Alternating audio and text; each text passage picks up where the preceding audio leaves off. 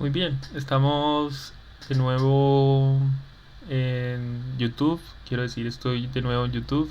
Estoy volviendo a subir videos. Quiero volver a subir videos. Sucede que el año pasado creé este pequeño proyecto de, digamos que, publicar un telediario de las noticias más relevantes. En este momento quiero retomar el proyecto. Mm, no hay mucho para decir en un inicio, simplemente pasemos directamente a las noticias que he estado recolectando los últimos días y creo que podrían ser de interés para algunos de ustedes. En primer lugar, veamos lo que serían algunos de los titulares de las noticias que tengo para hablar en este video. Eh, Saquemos un momento la cámara. En primer lugar, el presidente de Colombia denunció plan para asesinarlo con misiles. Hay una hay controversia y polémica por la lista de los congresistas que habrían pedido favores en la DIAN. Se habla sobre la necesidad de una modernización en las aduanas en Colombia. El café impulsa la economía colombiana con récords en producción y exportación. Crecen las exportaciones de pescado en Colombia. Contraloría de Bogotá hace seguimiento a proyectos de infraestructura con retrasos y problemas administrativos.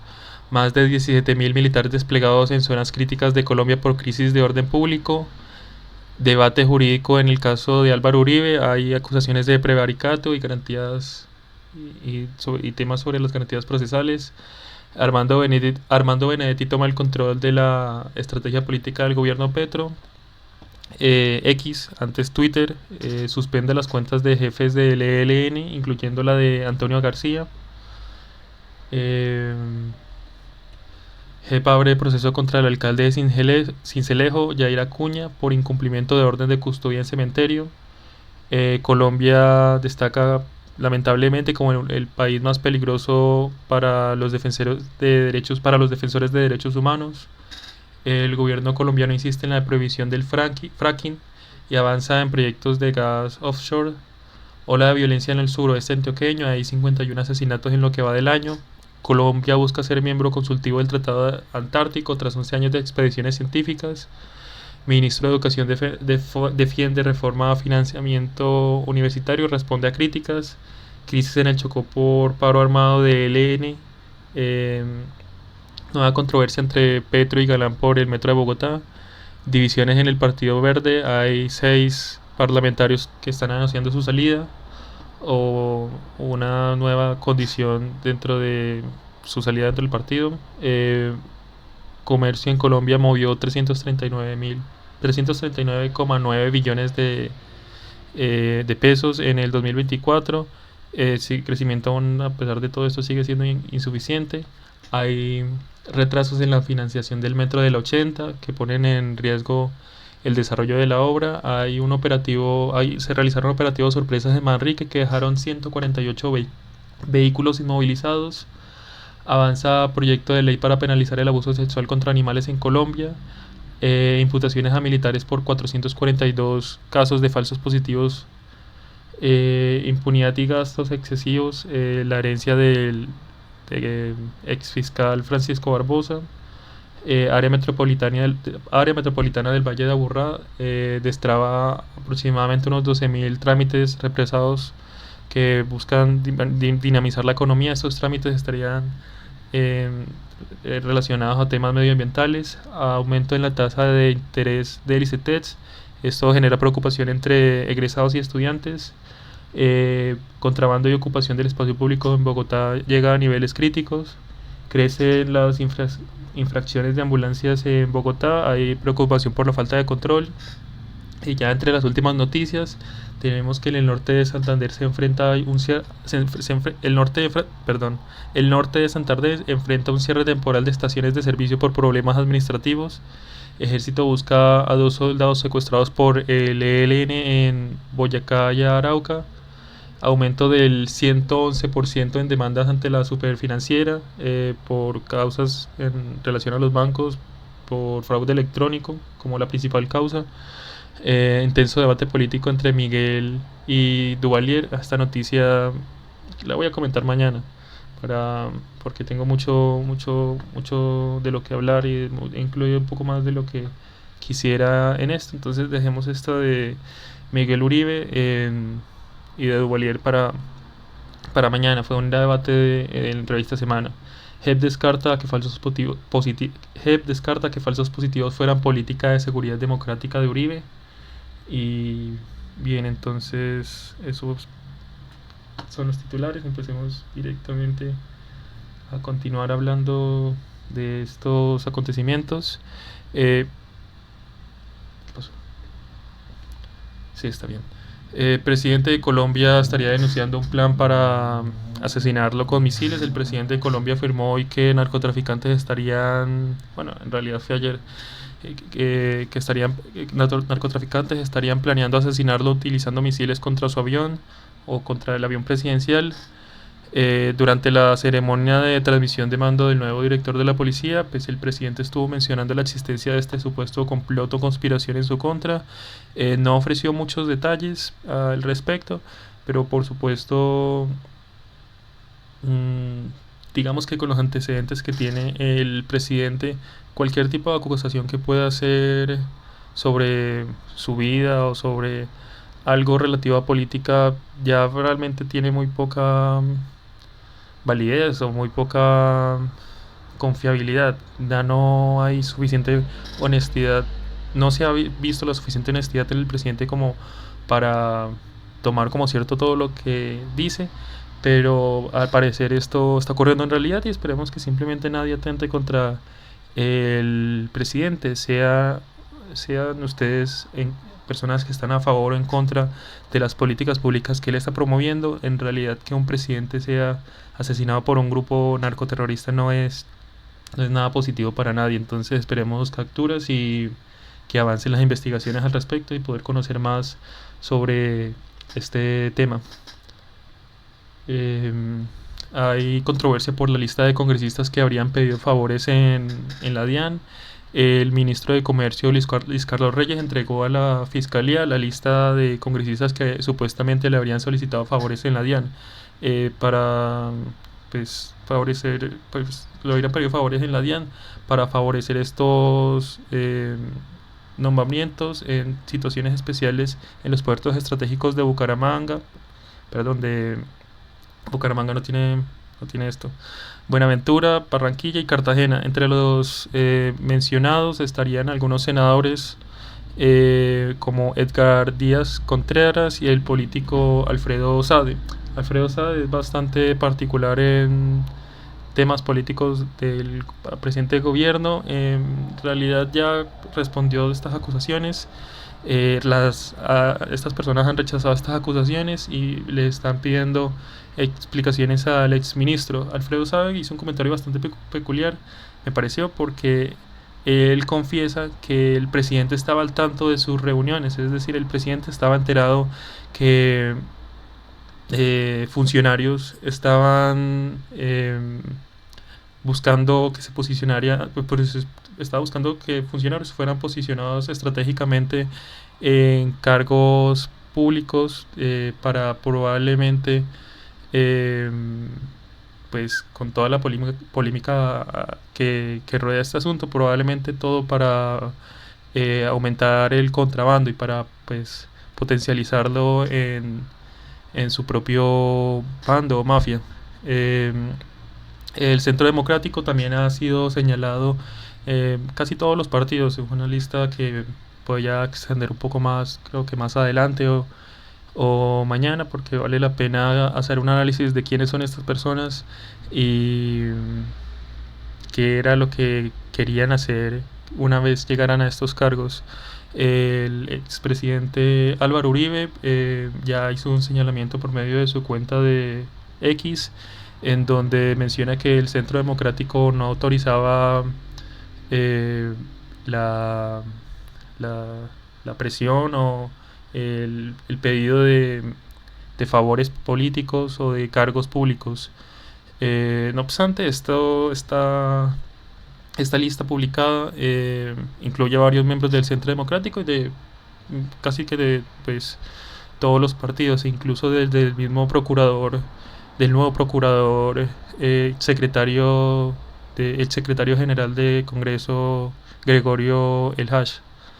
Eh, los políticos implicados evalúan también acciones legales contra el ministro, mientras que todo esto sigue siendo un asunto pues por el que realmente no se vaya a poder ver una solución o eh, condenas o algo un poco más formal dentro del conducto regular de la legislación colombiana. ¿Por qué? La, lo, porque digo esto, la fiscal general Luzarena Camargo ya señaló que aunque recomendar nombramientos no es necesariamente un delito, en ciertos casos podría haber señalamientos delictivos como amenazas o ofrecimientos indebidos. ¿Qué quiero decir?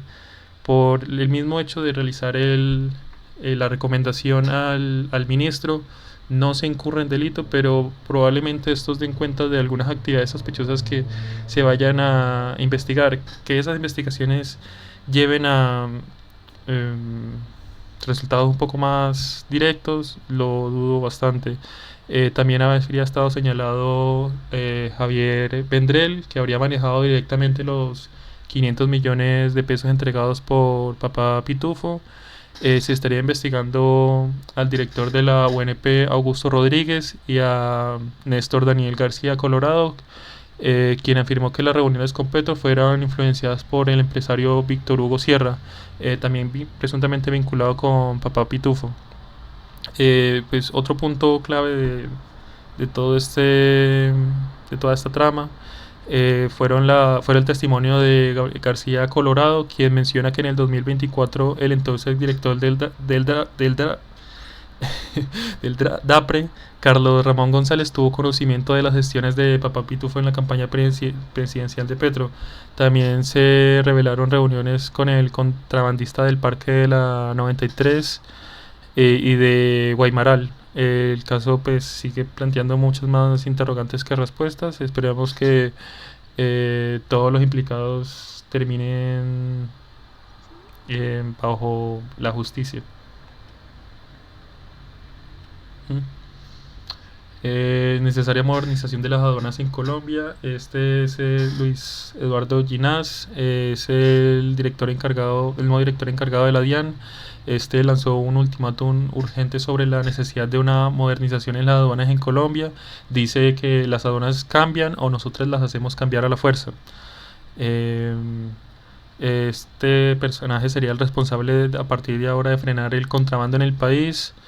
Ginás advirtió que las aduanas deben cambiar voluntariamente o se verán forzadas a hacerlo, refiriéndose a tanto el mecanismo por medio del cual operan, tanto por las personas que están implicadas en esto, el traspaso de funciones a otras personas. Todo esto pues, se da en medio de la polémica por la infiltración de redes de contrabando en la DIAN y en la campaña presidencial de Gustavo Petro. Eh, el director también hace un llamado al sector privado, especialmente a las empresas logísticas agremiadas FITAC, señalando que la modernización no puede ser solo una responsabilidad del gobierno, sino que también debe ser un esfuerzo conjunto del sector empresarial. Sigamos. El café impulsa la economía en Colombia. Ay, se me coló una parte del texto que usó para, para editar la plantilla. Estoy estrenando plantillas, por cierto. El café impulsa la economía colombiana con récords en producción y exportación. El café sigue siendo un pilar clave en la economía de Colombia, registrando en el 2024 una producción de 14 mil millones de sacos y generando 16 billones de pesos en ingresos para más de 550.000 familias cafeteras. Según el DAN, el cultivo de café creció 33.1%, convirtiéndose en el sector agropecuario con mejor desempeño. Eh, Además, Colombia llegó a exportar 12,3% de millones de sacos, consolidando su potencial en el mercado. En el departamento, por ejemplo, de Risaralda, el café representa el 4,6% de la economía. La producción alcanzó 4,5 millones de arrobas gracias a este auge. La caficultura también ha terminado impulsando el desarrollo de infraestructura y en educación. En términos de precios, las cotizaciones en la bolsa de Nueva York, la cotización del café en la bolsa de Nueva York está alcanzando récord de 44,25 por libra, lo que beneficia pues realmente bastante a los caficultores, que son un, un gremio bastante importante en el país. Los beneficios los beneficios a los caficultores colombianos eh, perdón, lo que representa el sector agrícola en el PIB colombiano, si mal no recuerdo, está cerca de un 15% y aproximadamente la población eh, dedicada a la agricultura podría ser más de un 50% de esta población. No, no creo que sea más de un 50%. Vale la pena para la próxima que esté hablando de café consultar esta información, y si alguno conoce de las cifras exactas, pues lo invito a dejar los datos en los comentarios. Crecen las exportaciones de pescado. Crecen las exportaciones de pescado en Colombia con un aumento del 16,8% en enero del 2025. Eh, Antes de mencionar la noticia más en profundidad, esta imagen corresponde a China. China tiene una situación en la acuicultura bastante significativa en esta época. Sucede que son los mayores exportadores y productores de pescado por medio de esta técnica. Eh, lo que vemos aquí es simplemente una imagen en lo que se puede ver la magnitud de lo que es la pesca en acuicultura por estos lados. Vemos una pequeña escala de 1 kilómetro, y en la imagen en total podrían ser aproximadamente digamos 3,5 kilómetros de largo por otros 3 de alto. Son varias hectáreas, al menos 30.000 hectáreas. 30.000 hectáreas, que estoy diciendo 30.000 kilómetros cuadrados, son lo que se puede ver en solo esta imagen. Y esto representa solo una pequeña minucia dentro de lo que es todo el sector acuífero o de la acuicultura en China. Entonces, volviendo a Colombia, en enero Colombia exportó más de 4.000 toneladas de pescado, lo que representa un incremento del 16,82% respecto al mismo mes del año pasado. Estados Unidos, España, Chile, Hong Kong, Italia y Reino Unido fueron los principales destinos de estas exportaciones. Entre los productos más destacados están la tilapia, el atún en conserva, el camarón, la trucha, la langosta, entre otros. Según Karen Mejía Piñeras, directora de la Autoridad Nacional de Acuicultura y Pesca, este crecimiento refleja el trabajo conjunto de comunidades pesqueras para reducir la intermediación y fortalecer la comercialización directa. Además, el gobierno impulsa la formalización de pescadores y el acceso a créditos con tasas bajas a través del Banco Agrario. En cuanto al consumo interno, el promedio per cápita anual se mantiene en 9,6 kilogramos por debajo de otras proteínas como el pollo y la carne de res. Todavía esta Autoridad Nacional de Acuicultura y Pesca pretende seguir trabajando en estrategias para fomentar el consumo de pescado a nivel nacional. Continuemos. Posesión de los nuevos ministros de Trabajo y Transporte. En un acto protocolario de la Casa de Nariño, el presidente Gustavo Petro posicionó a Antonio Sanguino como ministro de Trabajo y a María Fernanda Rajos como ministra de Transporte. Durante su discurso, Petro enfatizó en la necesidad de cumplir con las reformas propuestas por su gobierno, destacando la importancia de las movilizaciones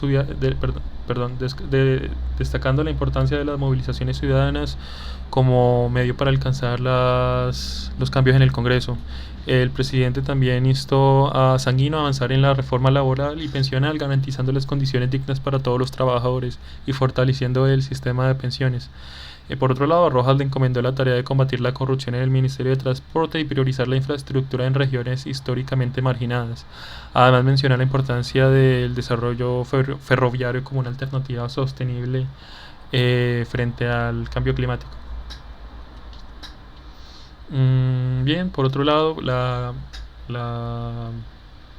Contraloría hace seguimiento a proyectos de infraestructura. La Contraloría de Bogotá hace seguimiento a proyectos de infraestructura que encuentra con retrasos y problemas administrativos. Está realizando un seguimiento especial a 20 proyectos de infraestructura dentro del programa Vamos a la Obra.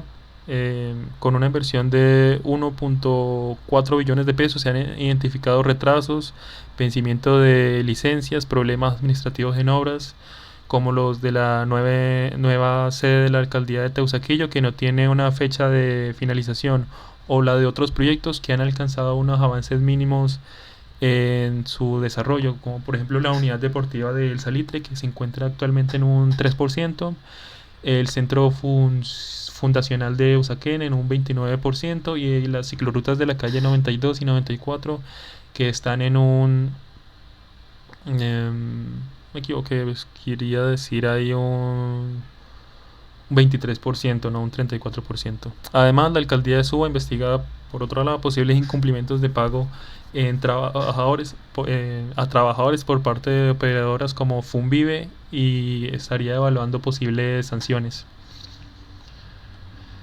Más de 17.000 militares desplegados en zonas críticas en el país por crisis de orden público. Un informe revela que 17.012 integrantes de las fuerzas militares han sido desplegados en 3 regiones críticas del país. Estas serían el Catatumbo, Chocó y Cauca.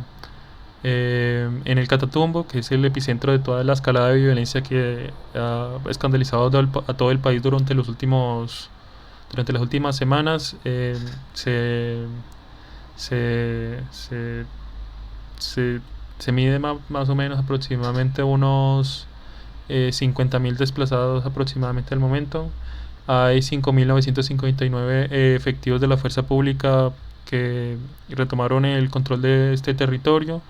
En el Chocó, el ELN, por otro lado, inició un paro armado de 72 horas.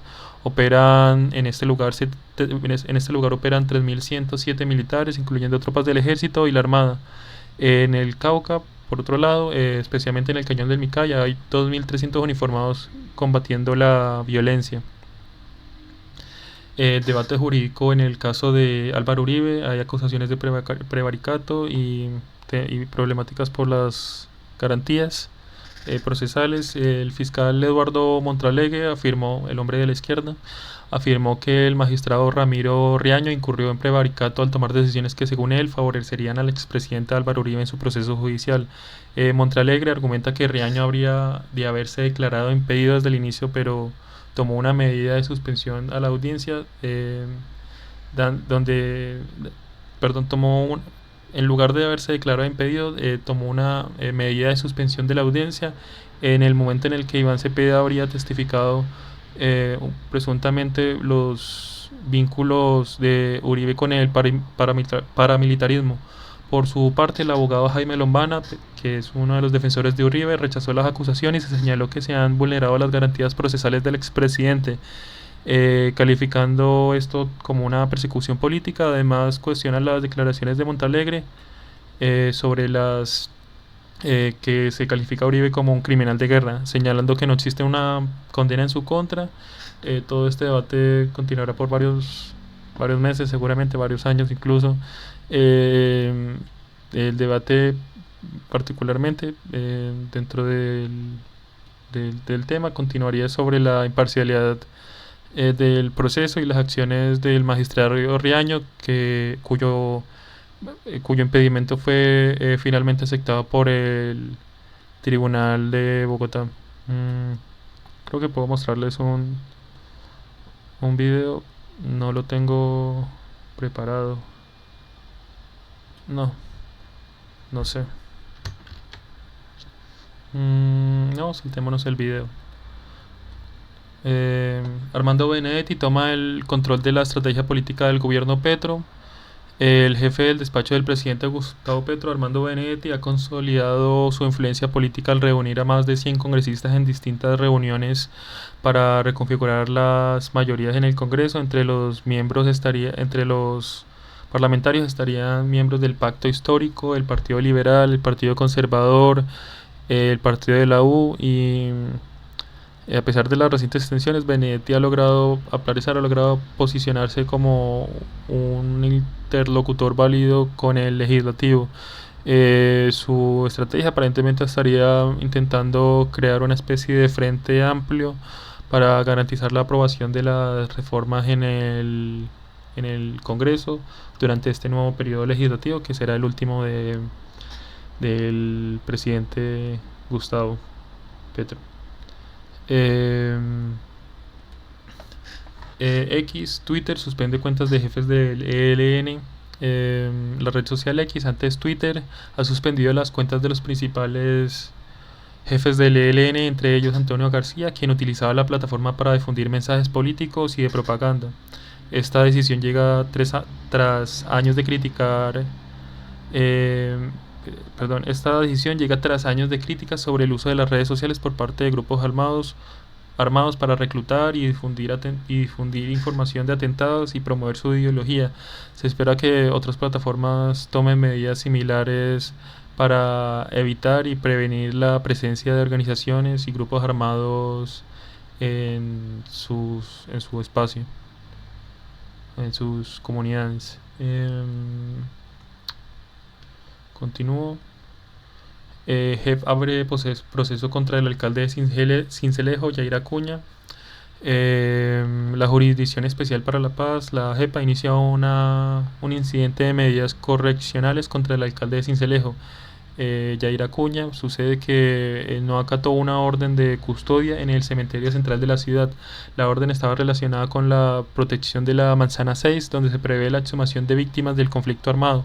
La JEP considera que el incumplimiento del alcalde puso en riesgo la integridad de los cuerpos y vulneró los derechos de las víctimas. Por otro lado, Yair Acuña ha sido vinculado anteriormente con políticos condenados por la parapolítica y el paramilitarismo.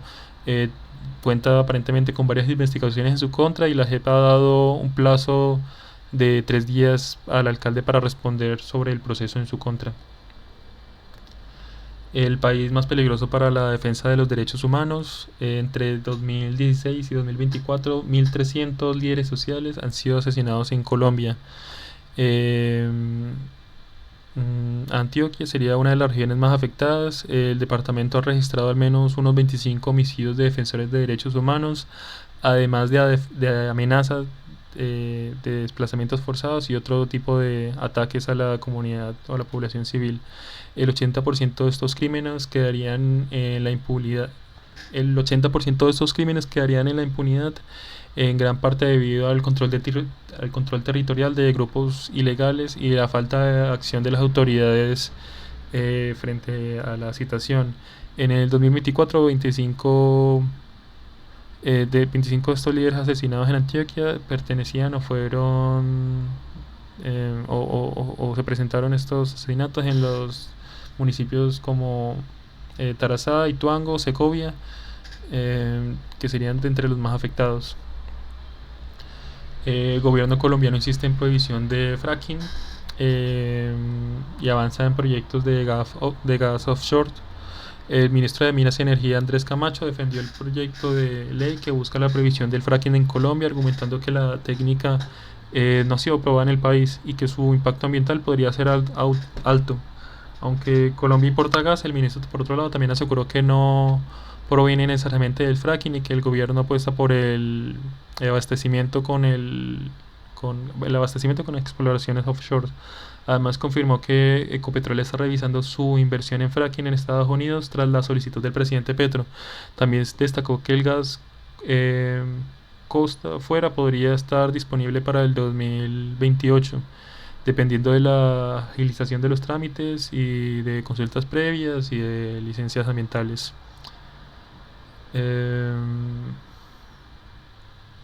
Continuemos.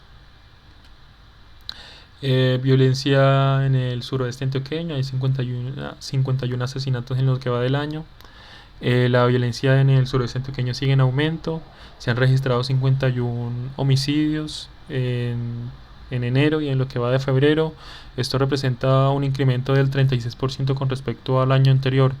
Los dos casos más recientes ocurrieron en una vereda llamada La Libia, en Betania, donde dos jóvenes fueron asesinados con sevicia, según las autoridades. Entre los grupos armados con control del narcotráfico en la zona, los grupos armados con la intención de mantener el control de narcotráfico en la zona, sería la principal causa de estos crímenes. El 84% de las víctimas tenían antecedentes penales o vínculos con actividades delictivas, mientras que el 76% estaba relacionado con estructuras criminales. Además del microtráfico, los grupos ilegales se disputan el control de corredores estratégicos hacia el Chocó, generando un ambiente de miedo y zozobra en toda la región. Colombia busca, eh, aquí también dejé la comida y agua y comida. Aquí, estos son es un texto que dejo para editar y luego poner el titular o el título de la noticia, pero en este caso aquí tenía que haber puesto: Colombia busca ser miembro del del Tratado Antártico después de 11 años de exploraciones científicas. Eso es lo que debería haber ido ahí.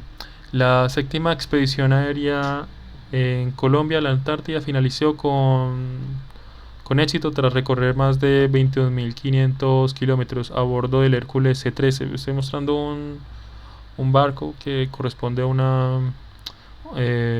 barco de la Armada que corresponde a una expedición anterior.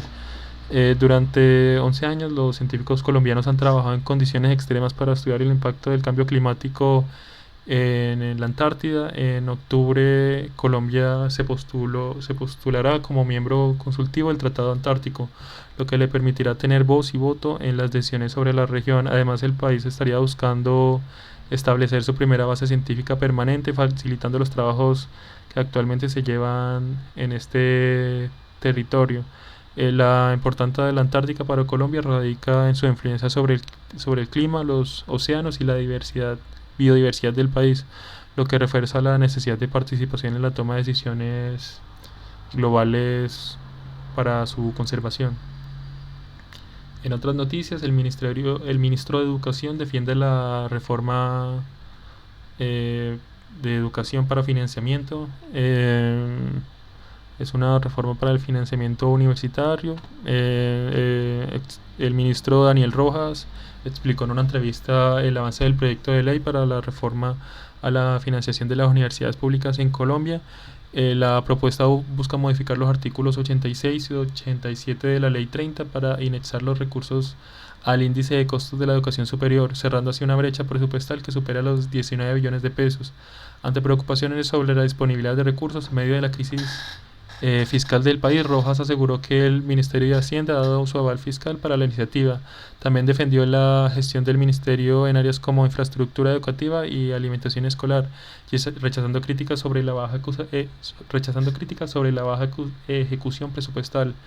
En cuanto a la educación privada, el gobierno ha iniciado diálogos con rectores para mejorar la cobertura. Y pues respecto a el paro en universidades como la Tecnológica del Chocó, Rojas atribuyó la crisis a presuntos malos manejos administrativos y prometió soluciones por medio de una nueva rectoría. Además, abordó inquietudes respecto al ICETEX y aseguró que se están tomando las medidas correctivas. Bien, durante esta entrevista, este ministro llegó a mencionar Otros dos puntos que me parecen relevantes son la coexistencia de un modelo mixto en educación público-privado y otro tema que se me escapa, que bueno, sí, ya, es sobre el funcionamiento del ICETEX. El gobierno Petro, esto creo que lo voy a mencionar más adelante, pero el gobierno Petro estaría aumentando eh, los, los pagos que deben realizar los estudiantes a esta institución, y el ministro pues está en favor de esta postura, por supuesto.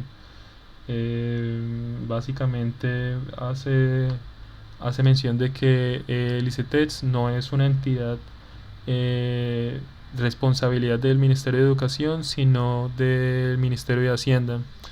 Y pues lo que pretenden hacer con el Ministerio de Hacienda es convertirlo en un banco, convertir los créditos que piden los estudiantes en créditos, tal cual un banco.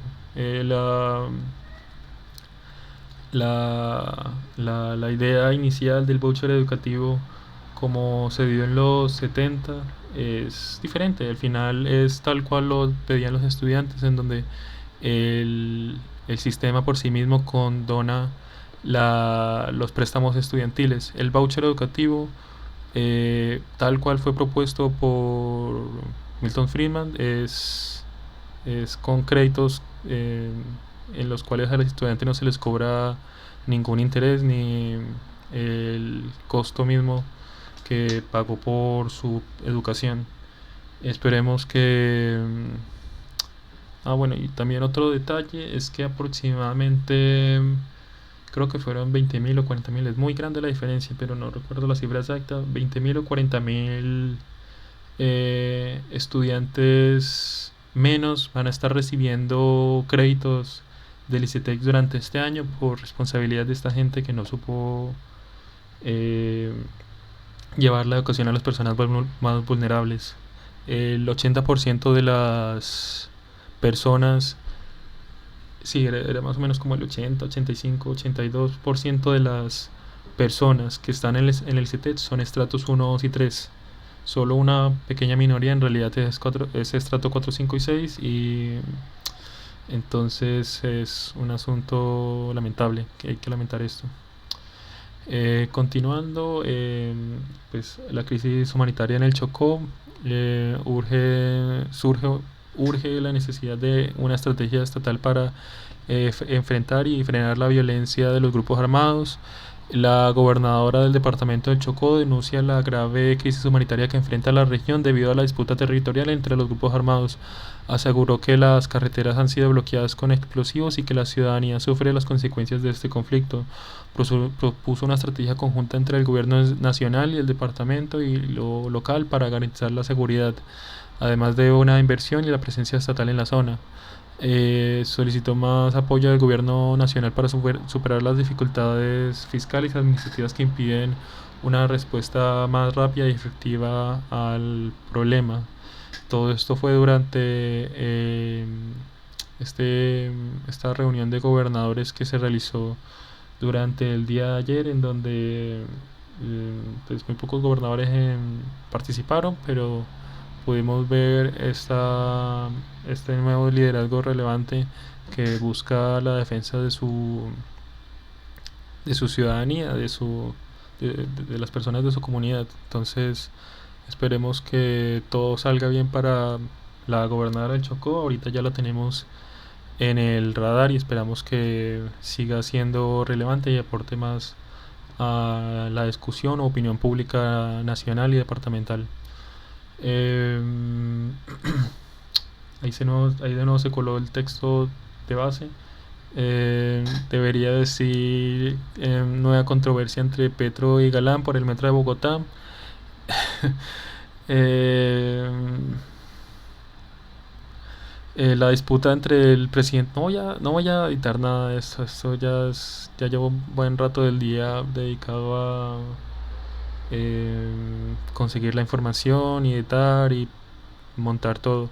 La disputa entre el presidente Gustavo Petro y el alcalde de Bogotá, Carlos Fernando Galán, por el metro de Bogotá de la capital sigue escalando. Petro ha estado insistiendo desde hace varios años que el metro elevado no es viable y ha ordenado en este momento a la ministra de Transporte asistir a todas las reuniones del proyecto. Exalcaldes como Claudia López y Enrique Peñalosa han estado criticando duramente la postura del mandatario, del presidente, pidiéndolo que deje avanzar las obras. Mientras tanto, las construcciones continúan con un avance significativo y el debate sobre su viabilidad, aunque genere tensión política y preocupación, eh, terminaría siendo un tema menor una vez pase a funcionamiento. Esperemos que Bogotá tenga un metro, por fin. Eh, División en el Partido Verde. 6 parlamentarios del Partido Verde, liderados por Angélica Lozano, Catherine Juiniano y Catherine Miranda, anunciaron su salida del Partido Verde en rechazo a la cercanía de su movimiento o de su colectividad con el gobierno de Gustavo Petro.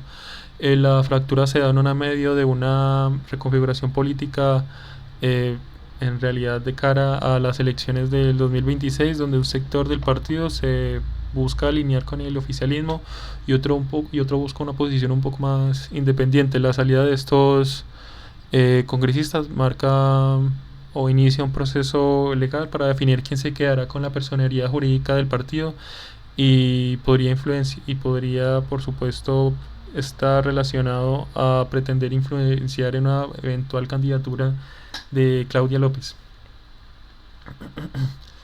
En otra noticia, el comercio colombiano movió 339,9 billones durante el 2024.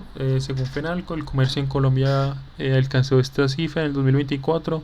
El comercio mayorista y minorista creció un 3,4%, mientras que el sector transporte aumentó un 2,0%. Sin embargo, los sectores de alimentación y comida cerraron con una caída del menos 3,8%. Fenalco en Antioquia advirtió que el crecimiento sigue siendo insuficiente para reducir la pobreza y generar el desarrollo sostenible que necesita el país. Se espera que en el 2025 Antioquia crezca por encima del promedio nacional. Eh, Continúo.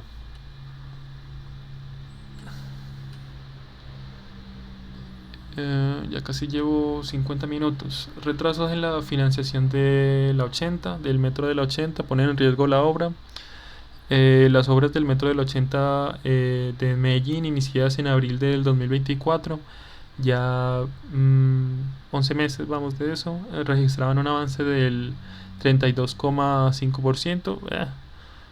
Si llevamos un año y van en el 33%, en un tercio del proyecto, entonces pues lo tendríamos en el 2027, en marzo, en abril del 2027. Si no hay problemas y si avanzan y se avanzan proporcionalmente a lo que llevan del año, pues me acabo de dar cuenta.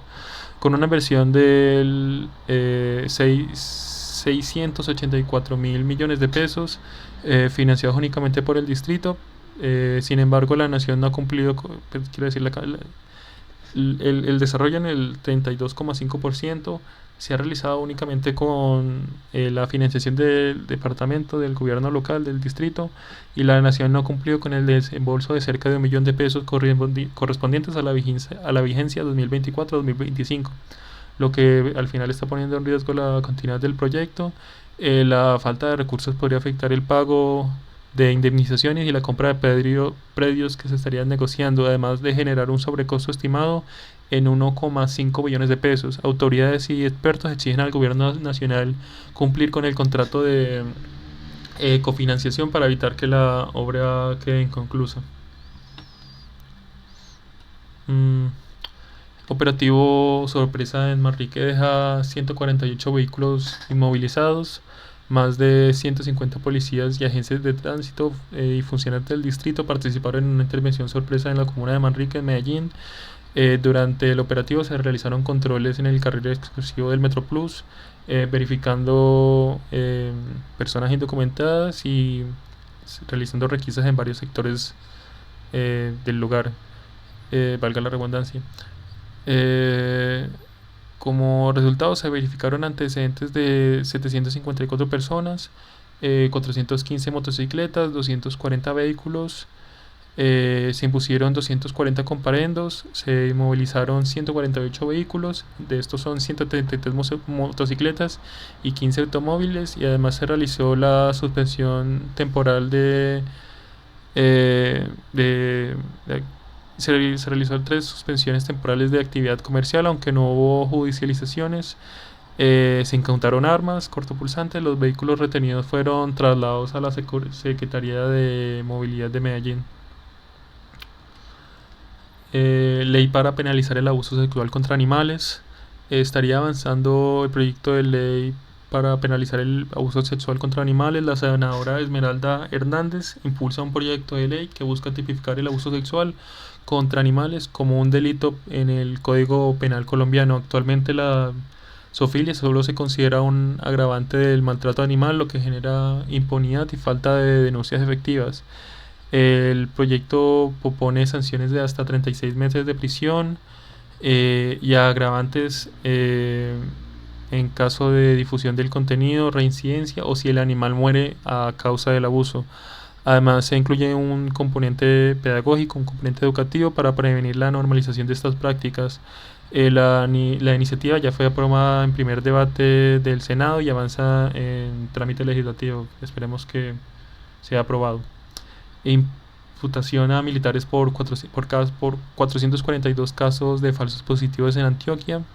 La Jurisdicción Especial para la Paz anunció la imputación de 4 generales y 35 oficiales y suboficiales de la Cuarta Brigada del Ejército por su participación en 442 homicidios de civiles presentados como bajas en combate entre el 2004 y el 2007 en Antioquia. Según informes de estos organismos y de prensa, estos crímenes no fueron hechos aislados, sino que fueron parte de un patrón de conducta en el que se alteraban las escenas del crimen y se presentaban víctimas civiles como guerrilleros muertos en combate. Naciones Unidas ya ha alertado sobre la práctica desde el 2004, ya había alertado sobre la práctica desde el 2004. La JEP continúa investigando la responsabilidad de altos mandos en estos casos. La La JEP también reconoce la comisión de actos de tortura en 22 casos, afectando a 41 víctimas, en su mayoría campesinos acusados arbitrariamente de guerrilleros. El tribunal ha abordado falsos positivos en varias regiones del país y hasta la fecha ha imputado a 106 máximos responsables, de los cuales 92 han reconocido responsabilidad. La mayoría resulta bien. Francisco Barbosa, impunidad y excesos. La nueva fiscal Luz Adriana Camargo estaría revelando detalles sobre la gestión de su antecesor, Francisco Barbosa, que habría dejado más de 700 casos de asesinatos de defensores de derechos humanos en la impunidad, con solo un 56% de los avances en proceso, perdón, con un solo eh, eh, con solo un 56% de avances procesales mínimos, quiero decir. Colombia sigue siendo uno de los países más peligrosos para ser un activista, con 1.372 asesinatos desde el 2016. Además, la nueva fiscal encontró graves deficiencias en el manejo de los casos de Odebrecht, donde de 175 procesos, muchos estaban archivados o retrasados, y 6 imputaciones fueron retiradas por falta de fundamento. Eh, Otro de los gastos relacionados a los excesos se involucraría gastos en viáticos durante la administración de Barbosa, que ascendió a 126.000 millones de pesos en 3 años. 126.000 millones de pesos. Con, con su exdirectora de comunicaciones, Paola Tovar Niño, como la mayor beneficiaria, recibiendo más de 505 millones de pesos por viajes nacionales e internacionales. 12.000 trámites represados en el Valle de Aburrá. 12.000 trámites represados que se estarían eh, analizando para buscar dinamizar la economía.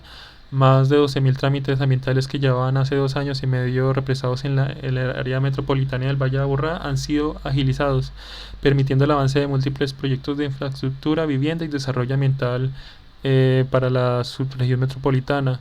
Es una medida simplemente que busca una inversión aproximadamente de 3 billones en proyectos estratégicos para impactar en los 9 municipios y el distrito.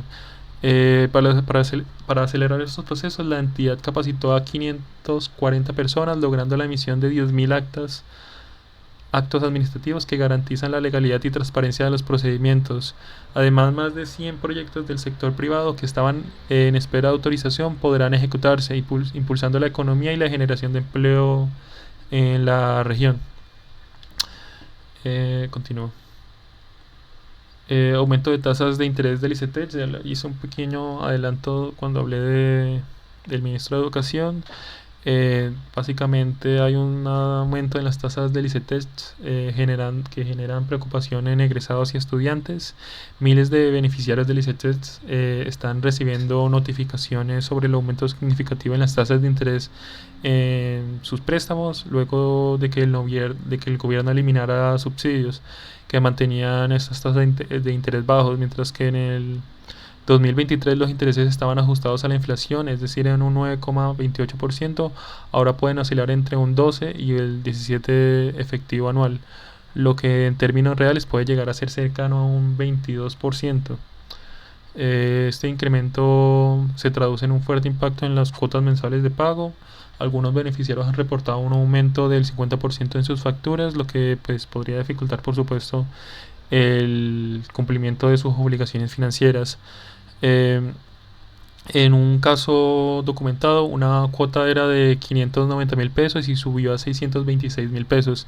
El cambio afecta principalmente a quienes ya están en periodo de pago, pero se teme que en el futuro también impacte a estudiantes en curso. La medida ha generado descontento, ya que durante la campaña presidencial se prometió condonar las deudas del ICETEX y aliviar la carga financiera de los estudiantes, pero la realidad ha sido completamente la opuesta. La eliminación de subsidios y la alza de las tasas han sido criticadas por dejar a los jóvenes en una situación económica difícil, especialmente aquellos en estratos 1, 2 y 3 que representan el, el 90% de los beneficiarios del ICETEX. No es el 80%, es el 90%. Continuamos.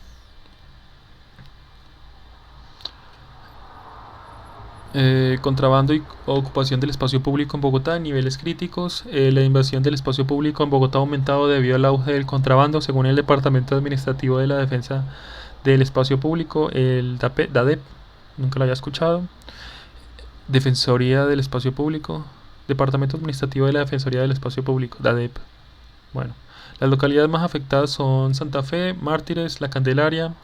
Recientemente las autoridades incautaron 500.000 prendas de origen chino avaladas en 15.000 millones de pesos.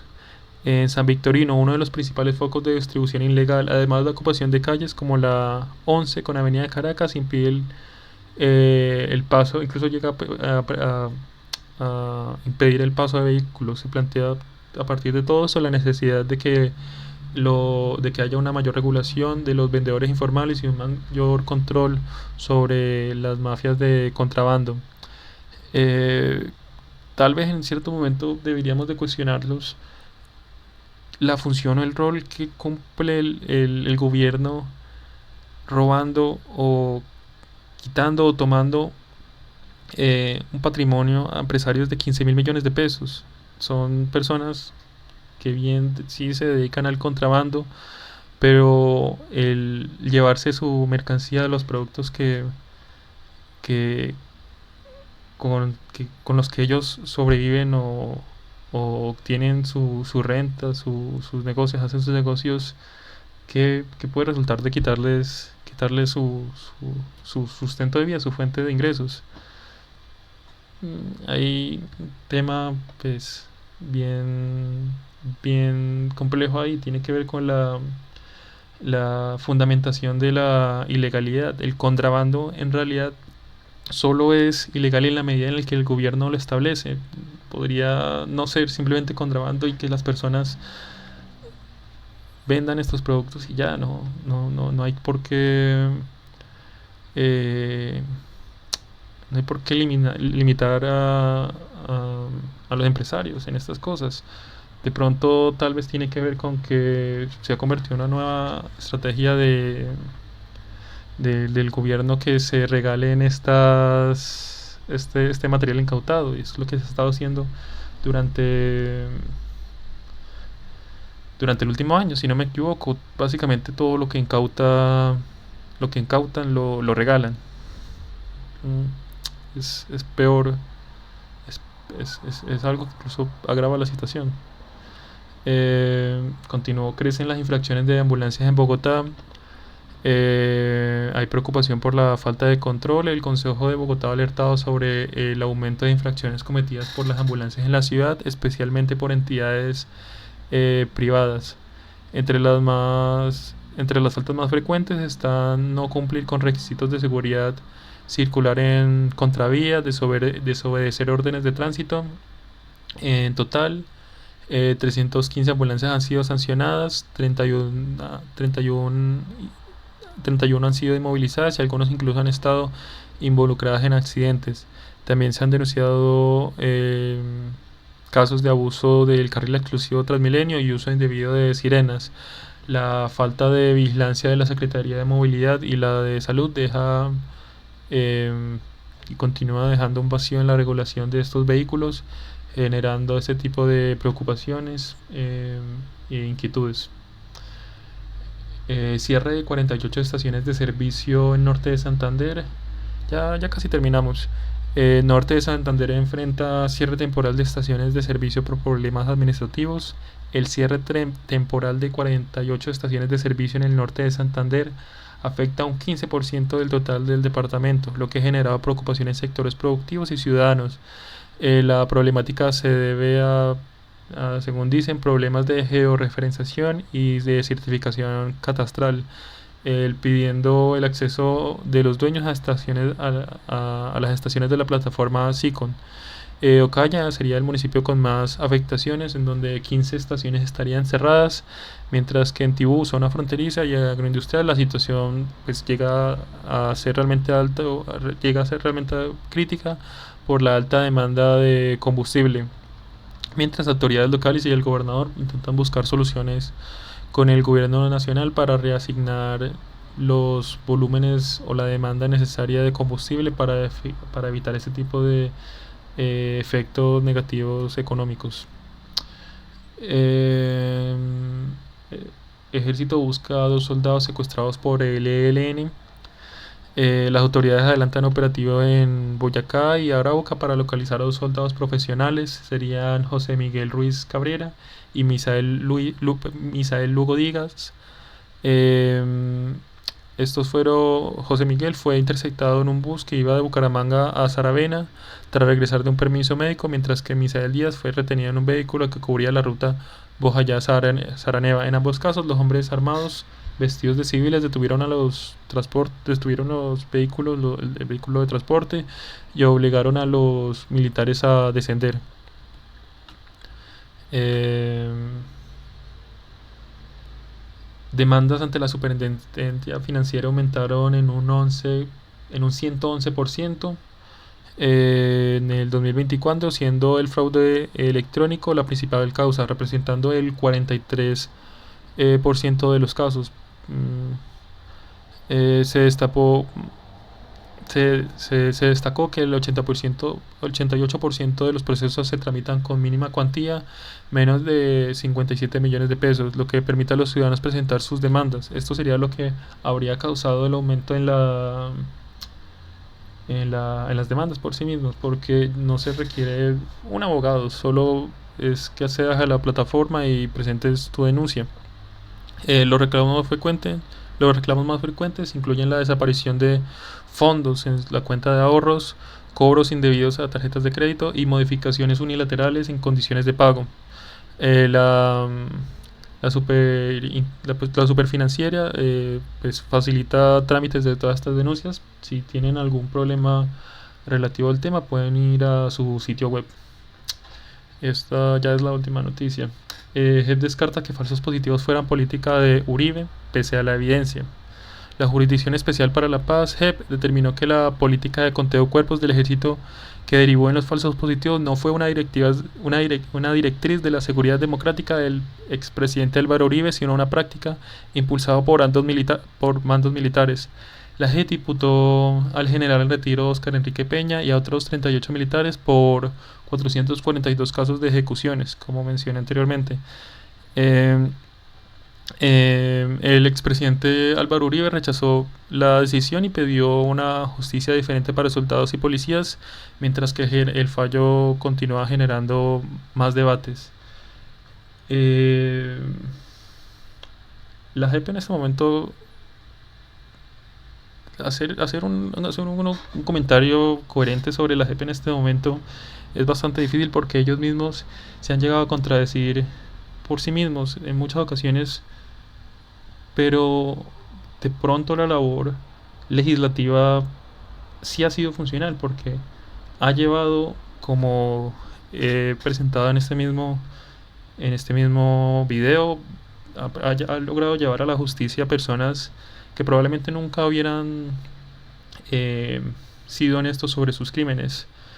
Pero la JEP por sí mismo también es la impunidad de muchos delincuentes y de muchos militares. La JEP eh, no solo pues se ha encargado de esta labor investigativa, eh, sino que también ha sido cómplice, en mi opinión. Esto es en mi opinión. Eh, Continúo. Bueno, quiero decir, esta es la última noticia y quiero que veamos cómo simplemente es un asunto absurdo, absurdo, una cosa que no tiene sentido. Esta es una directiva ministerial permanente, es la número 29 del 2005. Es del Ministerio de Defensa durante el periodo de Álvaro Uribe. El asunto, como podemos ver en la esquina superior derecha, dice pago de recompensas. Política ministerial que desarrolla criterios, política ministerial que desarrolla criterios para el pago de recompensas por la captura o abatimiento en combate de cabecillas de las organizaciones armadas al margen de la ley. Material de guerra, intendencia o comunicaciones de información sobre actividades relacionadas con el narcotráfico y pago de información que sirva de fundamento para la continuación de labores de inteligencia y la posterior planteamiento de operaciones. Ojo, política ministerial que desarrolla criterios para el pago de recompensas por la captura o abatimiento en combate. Abatimiento en combate. ¿Cómo van a decir que ¿cómo decía? Que los falsos positivos no fueron una política de seguridad democrática, porque lo que representaba el homicidio no era medido, o no era una política de Estado, cuando sí era medido? Por supuesto que se mide la cantidad de funciones de grupos, de personas de grupos al margen de la ley. Por supuesto que se mide. Y no es solo que, que se mide, es algo que se está al tanto y se publica y se promociona en, en medios de prensa, como se dio con muchos casos de falsos positivos, eh, sino también es, pues, un asunto que incide en la misma información y los datos. Es decir, la política por medio de la política de la seguridad democrática, por medio de esta directriz del 2005, aumentó los falsos positivos. Podemos ver en esta gráfica, también publicada por la JEP, digo que ellos se contradicen mucho, cómo podemos ver que en el 2025 vemos un aumento más o menos en el 2021, 2022, 2023, 2024, 2024, 2025 vemos una pequeña reducción según estos organismos que medían la cantidad de falsos positivos, y luego en el 2005 vuelve a darse un incremento, que luego ya, pues, cae, definitivamente se reduce. Pero la política de seguridad democrática, por supuesto, estuvo vinculada. Es estresante y frustrante, pero ¿qué se puede hacer? Eso entonces sería todo por hoy. Espero que les haya gustado el video. Fue chévere volver a grabar y volver a hacer esto. Eh, Espero que les haya gustado y suscríbanse para apoyar más de este tipo de contenido. Eso es todo por ahora. Sí, bueno, no olviden suscribirse. Hasta la próxima.